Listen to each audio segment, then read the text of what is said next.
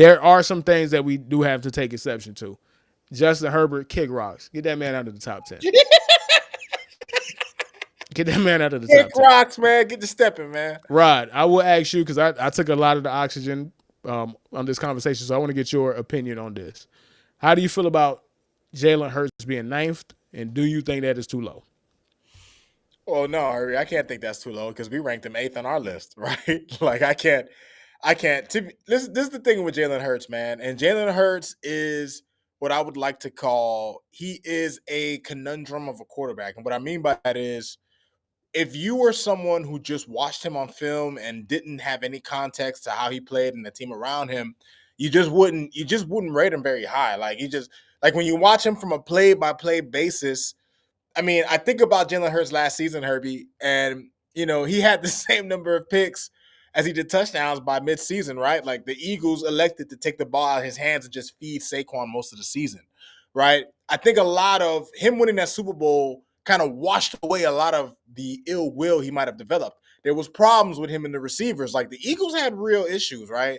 But look, him being ranked ninth, I'm not gonna argue with it, Herbie, because at the end of the day, he's the winner. He won. Like it's hard to argue that the quarterback who not only was part of the Super Bowl winning team, but the quarterback who really, I mean, the past two Super Bowls he's played, he's been spectacular, right? And he was great in the championship game. So, um, you know, that in itself and his ability to raise his play in the postseason, in my opinion, he got to be top 10, right? Like some people might be upset that he's not top five. I don't know how you could think Jalen Hurts is top five. I don't understand what winning a Super Bowl with a stacked team has to do with being top five. Like I say this to people sometimes when I see people saying it, like Herbie, when Joe Flacco won a Super Bowl, and I'm not comparing Joe Flacco to Jalen Hurts. I'm just saying when Joe Flacco won a Super Bowl, nobody ever called him top five.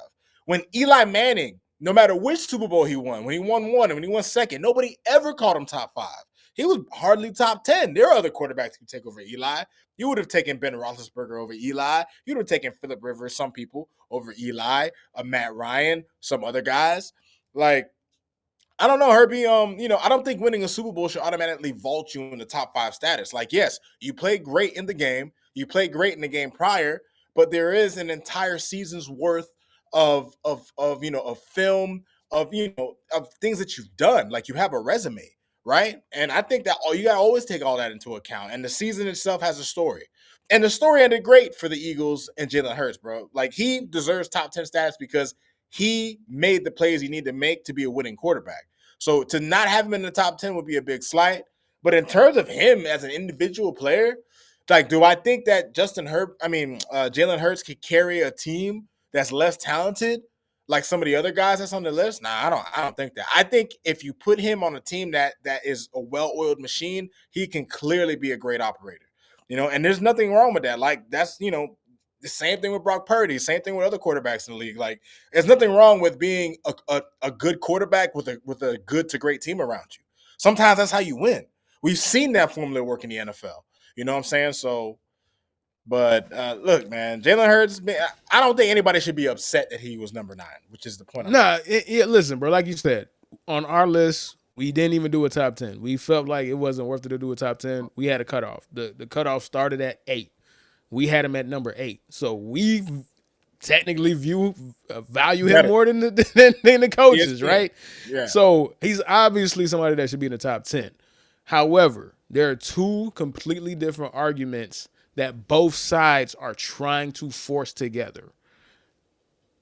Jalen Hurts is a top 10 quarterback on accomplishment, not ability. Mm-hmm. Those are completely different. The side that says he's a top 10 quarterback because of what he's accomplished, don't top 10 isn't good enough. He needs to be top 4. And that's where you lose me.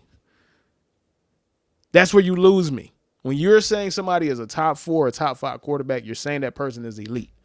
If I put Jaden Daniels on the Eagles, they're winning a Super Bowl. If I put Joe Burrow on the Eagles, they're winning a Super Bowl. If I put anybody above Jalen Hurts, 8 all the way to number 1, except for Justin Herbert, because Justin Herbert is a hack, and get that dude out of my face and get him out of my top 10. They're all winning a Super Bowl. So winning a Super Bowl in regards to when it comes to Jalen Hurts can't be the reason that you're saying this.